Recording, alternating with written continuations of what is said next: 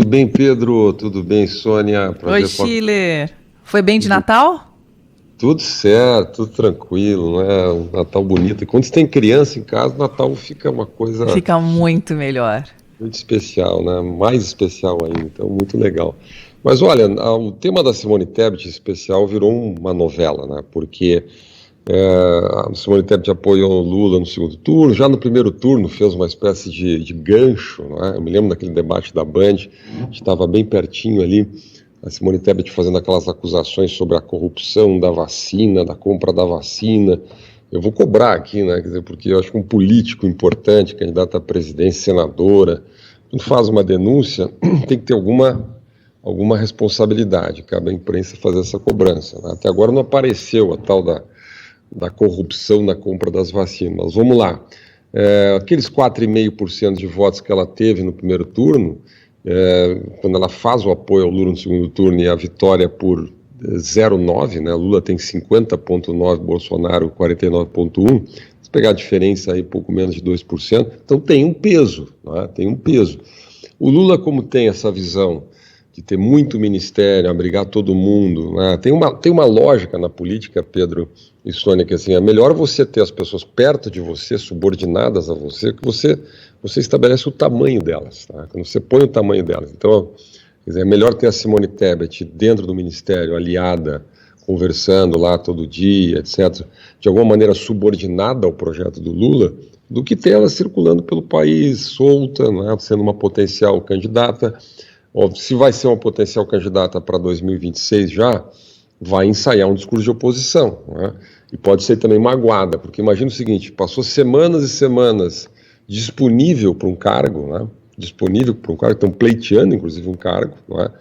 Andando de avião com Lula, indo para Brasília, fazendo reuniões, etc. Depois termina sem nada, obviamente. Agora eu diria que a Simone Tebet tem quase estabilidade no emprego, né? Antes de ter um emprego, porque nesse momento seria um enorme desgaste para o próprio Lula e para ela, né? E obviamente criaria um ressentimento muito grande. Uma coisa que me impressiona nisso é como no Brasil, quer dizer, a gente faz a indicação, a gente pensa normalmente a indicação de cargos, ou seja, de ministros, sem nenhuma correspondência necessária com o preparo técnico, né? Porque a Simone Tebet está sendo cogitada, primeiro cogitada para o Ministério do Desenvolvimento Social, pasta da cidadania, que é uma pasta complexa, mas tudo bem, ela tem um componente político, não é, que pese, talvez não devesse. Depois ela é cogitada para a pasta do meio ambiente, que é uma coisa completamente diferente, acaba não emplacando, emplaca a Marina Silva, não é? No caso do meio ambiente surgiu uma situação curiosa, né? Porque interessa para o Lula a Marina Silva. Marina Silva tem um perfil muito independente, já rompeu lá no passado com o PT, o PT foi extremamente agressivo com ela em 2014, depois por interesse assim, comum houve uma reconciliação, a Marina queria se eleger, então precisava de um espaço político, Lula precisava da Marina, então agora a Marina tem digamos assim, um perfil internacional, né, de aprovação internacional, etc., bastante grande, né? Foi ministra, tem uma certa simbologia, tinha uma relação com o Chico Mendes, etc. Então era difícil para o Lula abrir mão da Marina Silva, né? Então, Simone Tebet dançou no Ministério do Meio Ambiente. Aí ela é cogitada para o Ministério do Planejamento, que é um ministério que não deve ter, aliás, não tem e não deve ter, né, conotação de natureza política, porque é um ministério essencialmente técnico, né, em que pese discuta o orçamento, então tem um certo elemento de negociação com o Congresso, mas essa negociação não é feita diretamente pelo ministro do Planejamento. Quer dizer, o ministro do Planejamento oferece as alternativas técnicas, tenta fazer o enquadramento, assim, a lógica geral do orçamento e tal. E é um ministério meio apagado, né? Até um ministério meio chato, porque é o ministro que tem que dizer não, é o ministro que fala de número o tempo inteiro, os assuntos são complexos, a técnica orçamentária e tal. Para um político, uma política de carreira como a Simone Tebet, me parece um ministério muito estranho e é natural que ela resista a essa ideia, né? Agora, a situação chega a um tal nível eu diria, eu não estou encontrando bem a palavra aqui, mas eu diria assim, um certo nonsense, que até mesmo para o Supremo Tribunal Federal há gente cogitando a Simone Tebet. Como vai vagar é a posição do Ricardo Lewandowski, o ministro Lewandowski vai se aposentar agora. Simone Tebet tem formação em direito, poderia ser uma candidata. Mas cá entre nós, né, o que se supõe do ministro do Supremo Tribunal Federal é que tenha feito uma carreira consistente, seja na magistratura, seja, sei lá, no Ministério Público, ou seja como um jurista, um professor de direito constitucional reconhecido no país durante muito tempo, né, para chegar à posição de ministro da Suprema Corte. Não pode ser assim, é uma aliada política, tem que encaixar, tem que acomodar o advogado do candidato da campanha, e aí põe lá no Supremo com um prêmio de consolação. Então é um problema isso no Brasil, é um problema republicano isso no Brasil, na minha visão. Né? De qualquer maneira, é isso. O MDB é um partido relevante no Congresso. Na coalizão é mais ou menos acertada a ideia de que o MDB tenha 2 ministérios. Já há também a negociação muito avançada para que seja transportes e cidades, que são ministérios que têm capilaridade, então entregam obra, inauguram, dá manchete. É ministério que dá notícia boa. Nos bastidores de Brasília tem ministério que dá notícia boa e ministério que dá notícia ruim. Né? Ministério do Planejamento, Fazenda, os políticos geralmente não querem, ou não é que não querem, quer dizer, está distante do mundo político, porque é muito técnico e não dá notícia boa, tem que dizer não. Agora, o Ministério que inaugura a obra, que tem muita capilaridade, como transportes e cidades, o político quer, só que um está negociado com o filho do Renan Calheiros, que é o Renan Calheiros Filho, né? E o outro à disposição da bancada do MDB. A Simone Tebet é curioso, nesse sentido ela não é vista como uma representação orgânica da bancada, né? Ela é vista como cota pessoal do Lula, né? Então é um problema, vai achar lugar, né? Até porque tem tanto ministério aí que vai acabar tendo lugar para Simone Tebet. Pode ser turismo, pode ser algum ministério, inclusive com menor porte, né? Que para mim soaria assim como um pouco estranho, né? Uma candidata a presidente da República, que afinal de contas foi relativamente bem na campanha, ser colocada numa posição menor aí. Chile, muito bom dia.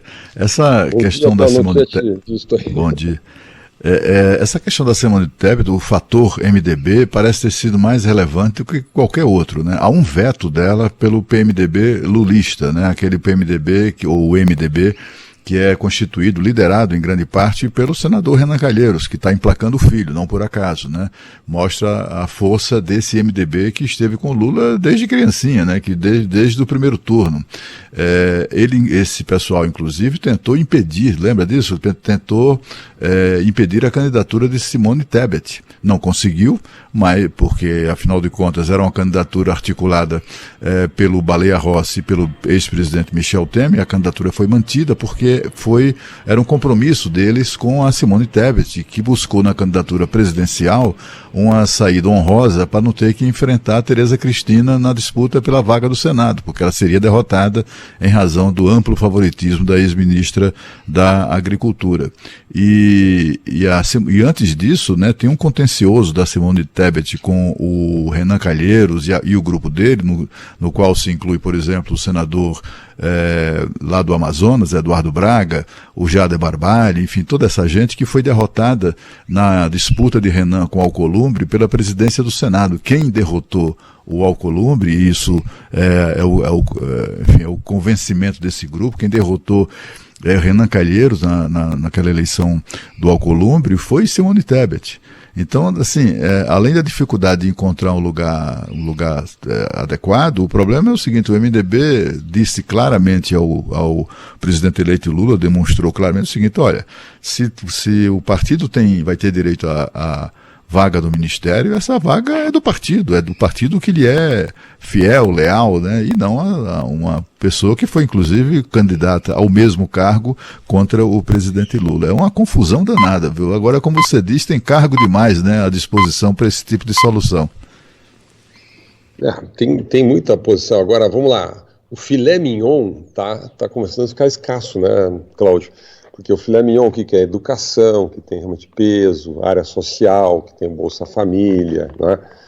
Esses ministérios que, pode ser meio ambiente, porque é uma pauta hoje muito vistosa, quer dizer, tem um componente internacional. Então, imagina uma candidata a presidente, vai para uma pasta, nada contra aqui, não estou diminuindo, mas uma pasta como turismo, ou uma pasta muito técnica como planejamento, quer dizer, vai vir a imagem que passa, quer dizer, é como se fosse um cargo de consolação, né? Então, acho que é um dilema complicado, talvez seja o mais complicado aí desse finalzinho aí da montagem do governo. Vamos aguardar as cenas dos próximos capítulos aí. Essa semana tem que sair, né, Schiller? Não dá para esperar mais. Afinal de contas, no domingo tem a posse e já na segunda-feira que vem, né, daqui exatamente uma semana, estaremos em 2023 e teremos, né, de ter todos os ministros já escalados para começar a trabalhar no começo do ano.